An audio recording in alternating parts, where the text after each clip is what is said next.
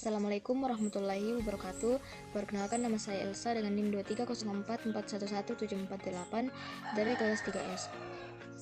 Sini saya akan memaparkan materi mengenai penginderaan jauh. Langsung saja, penginderaan jauh adalah metode untuk memperoleh data atau informasi dari permukaan bumi dengan memanfaatkan sensor yang merekam energi pantulan atau pancaran dari objek. Data tersebut diolah untuk menghasilkan informasi yang berguna. Adapun komponen penginderaan jauh, yang pertama energi. Tenaga penginderaan jauh dapat berupa gelombang elektromagnetik alamiah dan gelombang elektronik buatan. Tenaga tersebut bersumber dari cahaya matahari. Adapun contohnya, yang pertama elektromagnetik alamiah. Berasal dari matahari, disebut juga sebagai sistem pasif karena sangat bergantung dengan matahari. Maka hasil gambar yang didapatkan bergantung juga pada waktu penyinaran, kondisi cuaca dan permukaan bumi yang memantulkan cahaya. Yang kedua, elektronik buatan. Dalam perekamannya, menggunakan gelombang mikro disebut juga dengan sistem aktif. Komponen yang kedua itu atmosfer. Di atmosfer ini terdapat molekul gas yang dapat menyerap, memantulkan, dan mempengaruhi tenaga elektromagnetik yang dapat mencapai permukaan bumi.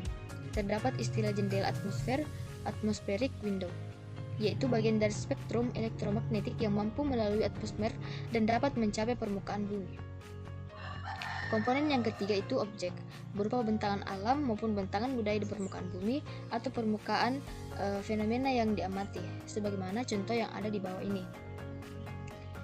Yang keempat itu sensor, digunakan untuk melacak, mendeteksi dan merekam objek-objek di alam dalam jangkauan tertentu.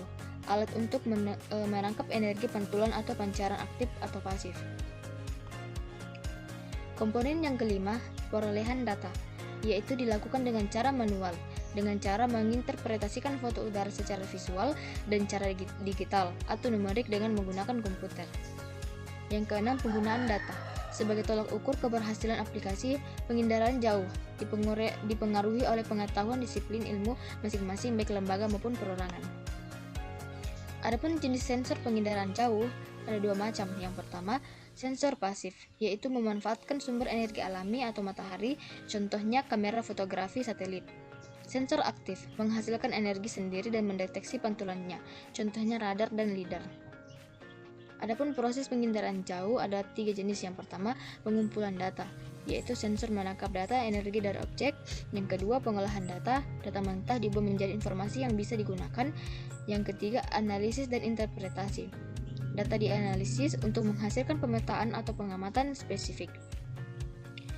Keunggulan penginderaan jauh, yang pertama, dapat mencakup wilayah yang sangat luas, mengamati wilayah yang sulit dijangkau manusia, memberikan data dalam waktu nyata atau real time, efisien dalam waktu dan biaya dibandingkan dengan survei lapangan langsung. Keterbatasan penginderaan jauh yaitu terpengaruh kondisi cuaca seperti awan yang dapat menghalangi sensor pasif, biaya tinggi untuk teknologi sensor canggih dan satelit, membutuhkan keahlian khusus dalam pengolahan dan interpretasi data. Adapun kesimpulannya, penginderaan jauh adalah teknologi vital untuk eksplorasi dan pemantauan bumi. Dengan kombinasi sensor, platform, dan analisis data, penginderaan jauh berperan besar dalam berbagai sektor, seperti lingkungan, perencanaan wilayah, dan mitigasi bencana. Sekian dari saya. Wassalamualaikum warahmatullahi wabarakatuh.